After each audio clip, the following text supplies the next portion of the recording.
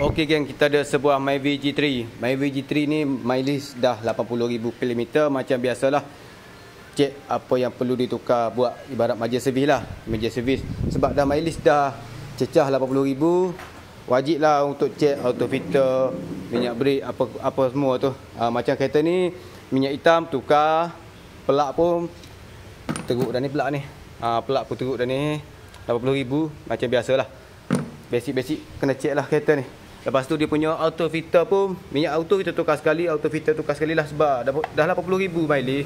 Minyak pun keluar cantik dah, kotor. Lepas tu ni kesam melekat dia punya habuk besi, melekat dekat dia punya magnet. Oh, boleh tahan kotor dia ni, boleh tahan kotor. Tukar sekali. Selepas tu minyak brake pun flush sekali lah. Minyak brake pun dah terlalu kotor.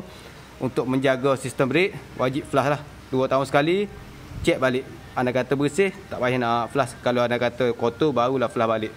Rosok benda ni sakit kepala ni, garuk tempat tak kata. Lepas tu brake pun kita buat sekali lah.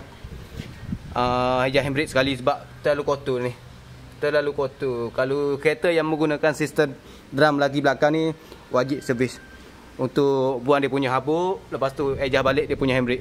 Terlalu kotor. Kalau yang pakai disu tak payah nak servis. Cuma kita tengok brake pad lah, brake pad, ejah balik handbrake. Myvi G3 buat major service. Depan nanti kita akan check brake pad sekali lah, auto body sekali. Kalau anda kata kotor pun wajib untuk servis lah.